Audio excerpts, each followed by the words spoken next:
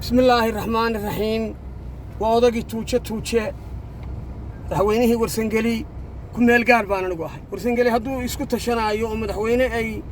ده سمايسنا يعني سيد رجوا وحوس سمايستي هذا روار عربي حتى مدحوينه له لفظ قريم بالا يرهذا ورسنجلي واهودا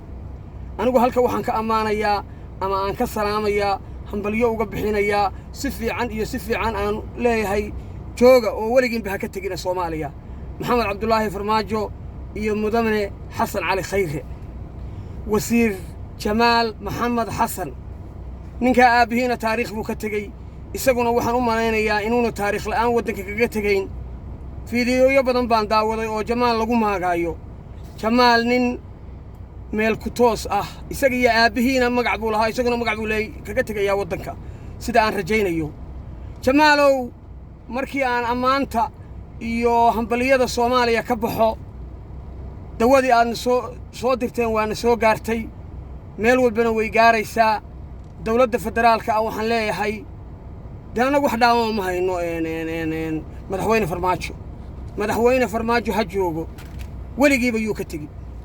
inta cimrigiisa ka hartay taa waxaan kaga baxayaa sida Jamaal baan fariinu sida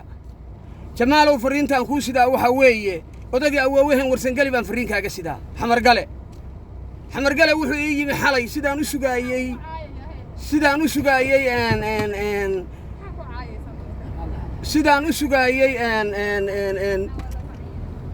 sugaayay maxaan ku yiraahdaayay laylatul qadrigi odagii warsangali baa iga soo booday war awaawahay maxaa soo kalifay jannadiisu bajiifay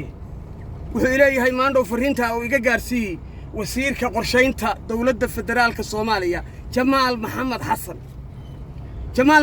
oo laamiga oo Cabdiwali Maxamed Cali Gaas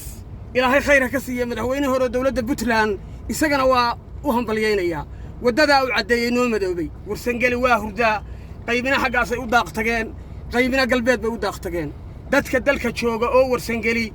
waaba hurdaaba qolan xagaas u jeeda marka waxaan ku leeyahay dalka adaa u maqan soo dhawaada adiga xildhibaanadaada wixii kula socda wixii maamulada labada maamul kala raacsan anaga xildhibaano nooma aha laakiin xildhibaanka Soomaaliya jooga oo Puntland raacsan ma aha warsangali aniga ima matalo madaxweynena uma ihi dadkaygiina maaha ummadaydiina maaha waxaan u sheegayaa warsangaliga hurdada ka kaco tashada warshadii la asqoray waa la ogaa